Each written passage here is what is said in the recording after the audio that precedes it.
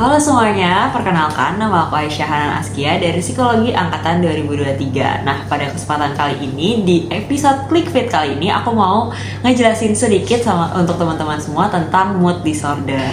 Nah, mood disorder ini bahasan yang cukup menarik nih, karena beberapa gangguan di mood disorder itu udah sering banget kita dengar di sosial media.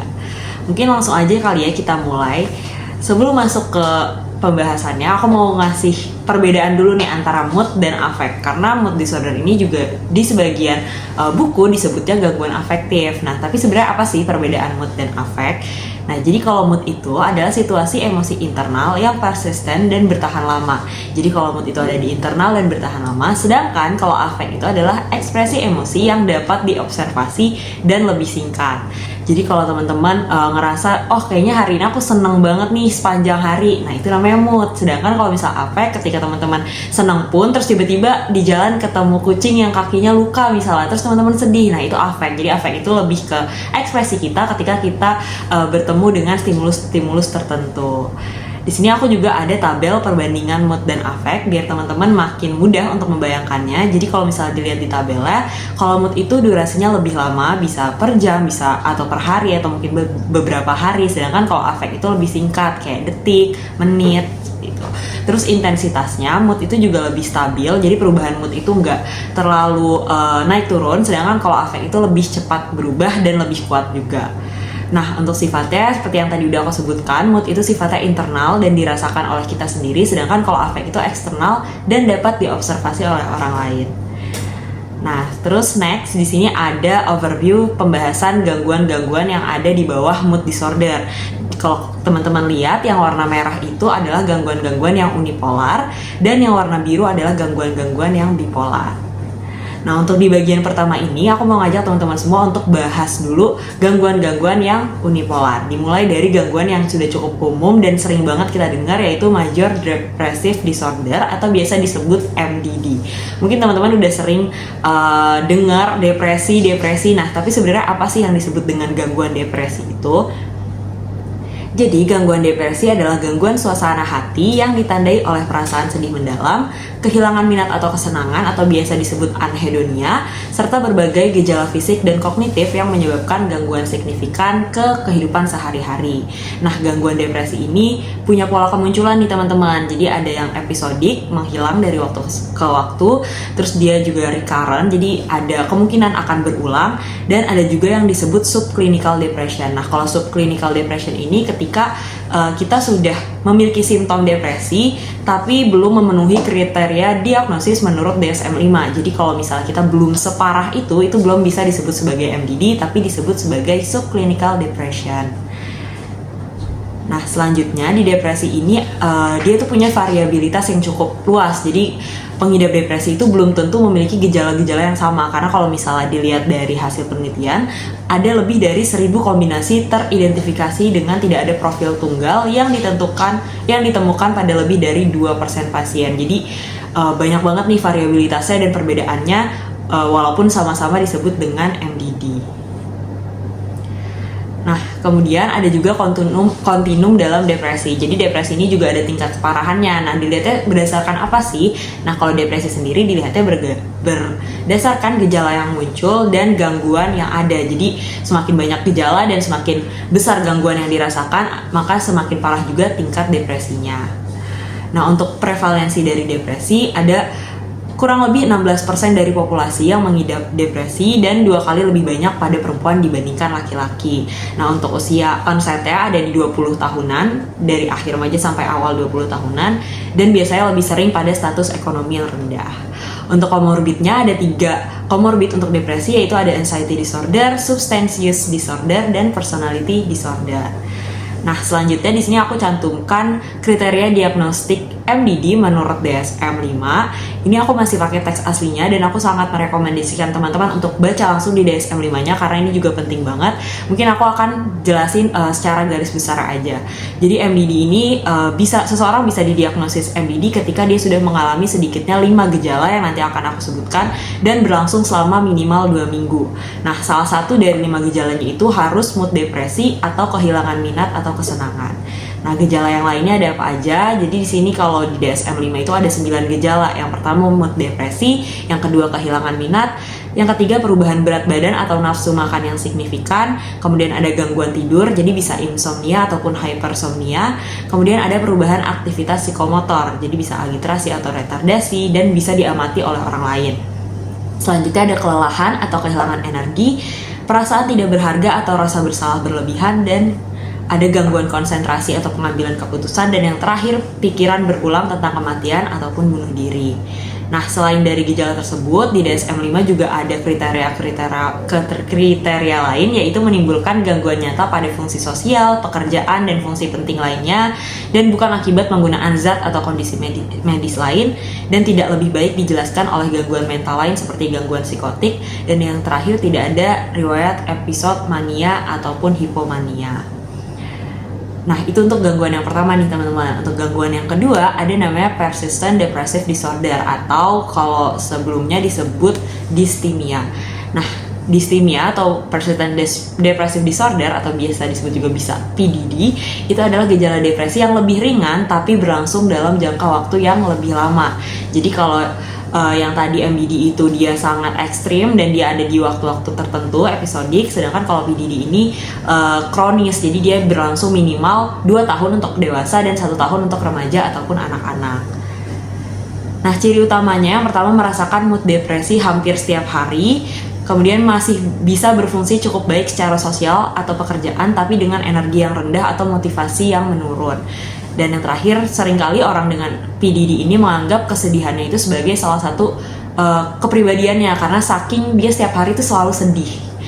Nah, selanjutnya di sini ada perbedaan kriteria PDD di DSM-4-TR dengan DSM-5. Jadi kalau misalnya DSM-4, PDD itu mereka menganggap PDD ini tidak mungkin mengalami MDD juga. Sedangkan kalau misalnya di DSM-5 ternyata ditemukan bahwa orang dengan PDD itu masih mungkin mengalami MDD di sela-sela PDD-nya. Jadi ini dua hal yang berbeda dan bisa dialami oleh satu orang yang sama. Nah, kemudian di sini aku juga cantumin lagi kriteria diagnostik PDD menurut DSM-5 masih dengan teks aslinya dari kriterion A sampai kriterion H. Tapi kalian bisa cek lagi di DSM-5 ataupun DSM yang terbaru. Nah, aku akan bahas singkat aja. Jadi kriteria utamanya seperti yang tadi udah aku jelasin, mood depresifnya itu hampir sepanjang hari, sebagian besar hari, selama 2 tahun untuk orang dewasa ataupun 1 tahun untuk anak-anak atau remaja. Nah, selama periode tersebut ada juga minimal 2 gejala dari 6 gejala yang ada. 6 gejala itu yang pertama nafsu makan menurun atau meningkat, kedua gangguan tidur bisa insomnia atau hypersomnia, energi rendah atau kelelahan, harga diri rendah, konsentrasi buruk atau sulit mengambil keputusan, dan yang terakhir perasaan putus asa. Selain itu ada juga kriteria tambahan, yaitu selama periode 2 tahun tersebut tidak pernah bebas gejala lebih dari 2 bulan berturut-turut, kemudian tidak ada episode mania atau hipomania, dan tidak memenuhi kriteria gangguan bipolar. Yang ketiga ada depresi tidak lebih baik dijelaskan oleh gangguan psikotik seperti skizoafektif atau skizofrenia, bukan akibat efek zat, obat, atau kondisi medis lain, dan yang terakhir menyebabkan gangguan signifikan dalam fungsi sosial, pekerjaan, atau area penting lainnya. Nah, itu gangguan yang kedua. Sekarang kita masuk ke gangguan yang ketiga, yaitu ada premenstrual dysphoric disorder atau biasa disingkat menjadi PMDD. Nah, PMDD ini adalah gangguan mood yang terjadi secara siklikal pada fase luteal atau pramenstruasi dari siklus haid, dengan gejala emosional dan fisik yang berat sehingga mengganggu fungsi sosial, pekerjaan, dan hubungan interpersonal. Nah, kalau teman-teman mungkin sering dengar yang namanya PMS atau premenstrual syndrome, yang lebih umum dialami oleh sebagian besar perempuan. Nah, PMDD ini jauh lebih parah dari PMS karena gak cuma perasaan sakit di fisik kayak nyeri atau kembung. Di PMS ini ada gangguan suasana hati yang cukup parah. Nah, untuk prevalensinya PMDD dialami sekitar 1,8% sampai 5,8% perempuan di usia reproduktif, dan gejalanya mulai muncul pada usia 20 sampai 30 tahun. Dan perlu digarisbawahi, tidak semua perempuan dengan PMS mengalami PMDD karena memang PMS itu jauh lebih umum dibandingkan PMDD. Untuk prevalensi PMS sendiri ada sekitar 75% perempuan yang mengalami PMS. Sedangkan kalau PMDD tadi udah disebutkan 1,8 sampai 5,8 saja. Nah, resiko pada perempuan dengan riwayat gangguan mood sebelumnya, misalnya ada teman-teman yang MDD atau PDD, itu kemungkinan besar meningkatkan resiko untuk mengalami PMDD juga. Di sini kita masuk ke diagnostik kriteria menurut DSM-5.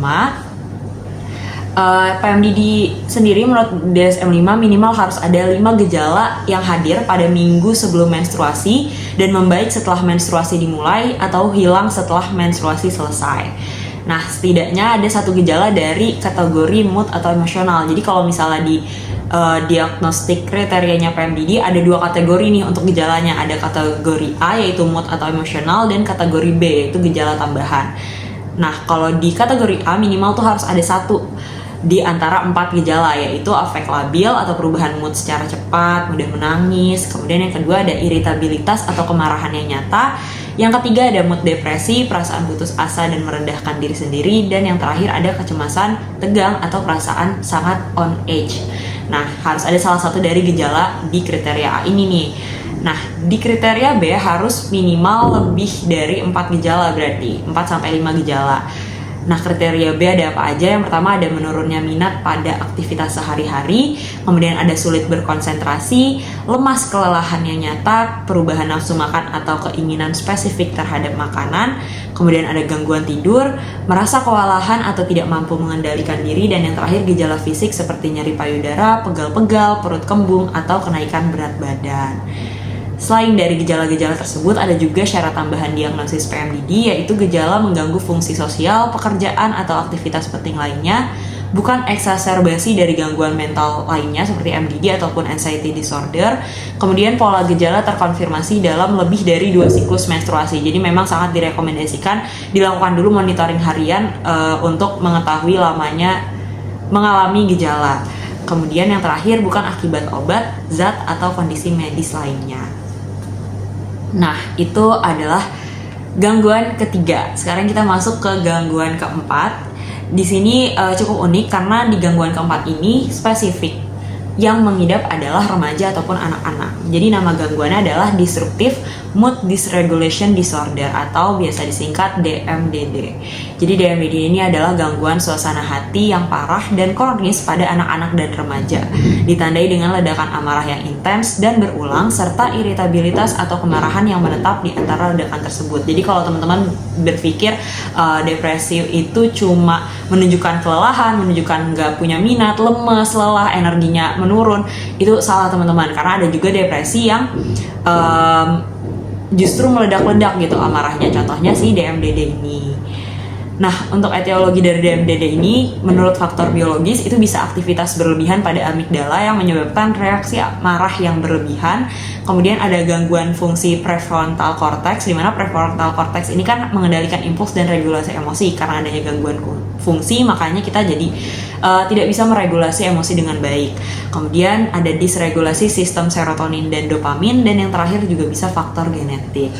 Nah, kalau faktor psikososial, yang pertama ada pola asuh tidak konsisten, kekerasan atau konflik di dalam keluarga yang berkepanjangan, kemudian paparan stres kronis atau penolakan sosial, dan yang terakhir temperamen anak yang sulit diatur atau sangat reaktif terhadap frustasi.